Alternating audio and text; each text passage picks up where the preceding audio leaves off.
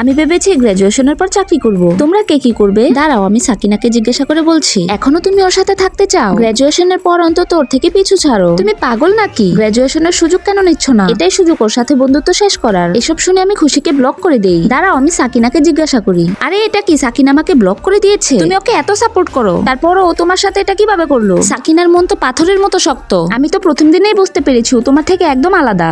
Hello guys, আমার নাম Sakina. Hello guys, আমার নাম খুশি। সাকিনা আর আমি ছোটবেলার বন্ধু। আমি তোমাদের সবার জন্য বিয়ার এনেছি, আর আমি তোমাদের সবার জন্য মিল্ক টি এনেছি। আরে বাহ, মিল্ক টি আমার অনেক পছন্দ। তোমাদের দুজনের চয়েস কত আলাদা। চলো আজকে রাত্রে সবাই পার্টি করি। না না, আমরা পার্টিতে যাব না। ঠিক আছে, যেও না, আমি একাই যাচ্ছি। আরে বাপরে, এটা কেমন টাইপের মেয়ে আমাদের রুমে এসেছে? সাকিনার ছোটবেলা থেকেই ছেলেদের মতো থাকার শখ আছে। সাকিনা, তুমি আমার টেবিলের উপর এসব কি করছো? তুমি জানো এটার স্মেল আমার পুরো বেডে ছড়িয়ে যাবে। আমি মোমোজ বানাচ্ছি, কোনো গন্ধওয়ালা খাবার নয়। সাকিনা, তুমি তো এটা বাইরে গিয়েও খেতে পারতে। খুশি, তুমি তোমার বন্ধুকে বুঝাচ্ছ না কেন? সাকিনা, চলো বাইরে ক্যান্টিনে গিয়ে খাই। মাহি, তুমি তোমার বেডশিট উঠিয়ে দাও, আমি ধুয়ে দিব। খুশি, এটা সাকিনার ভুল ছিল, তুমি কেন কষ্ট করবে? রোশনি, খুশি, ফায়ার অ্যালার্ম বেজে গেছে। আজ রাতের সেলফ স্টাডি ক্যান্সেল।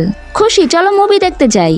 আমার মনে হচ্ছে মুভি দেখার জন্য সাকিনাই অ্যালার্ম বাজিয়েছে। আরে হ্যাঁ, চলো যাই, অনেক মজা হবে।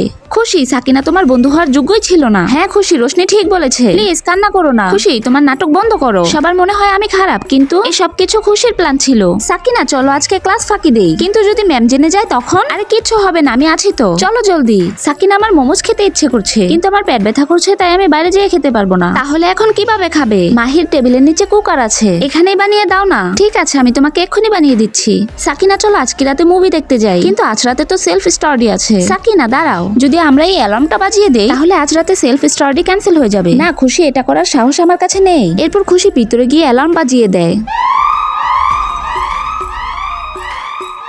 এর মানে সবকিছু তুমি করেছো? হ্যাঁ। খুশি সবসময় গুড গার্ল সেজে থাকার জন্য আমাকে নিজের ডাল বানিয়ে রেখেছে। ও মাই গড, এর মানে তুমি নিজে ভালো সাজার জন্য সাকিনাকে বলির ছাগল বানিয়েছো। খুশি তো সাকিনার চাইতেও 4 কদম এগিয়ে আছে। চলো চলো আমরা এখান থেকে যাই। বন্ধুরা মনে রাখবে, সব মাসুম চেহারা সত্যি হয় না। কখনো কখনো সবচেয়ে বেশি খারাপ তারাই করে যারা খুব ভালো সেজে থাকে। বন্ধুরা, আমি ঠিক বলে থাকলে লাইক ও সাবস্ক্রাইব করে কমেন্টে লাভ ইমোজি দিয়ে যাও।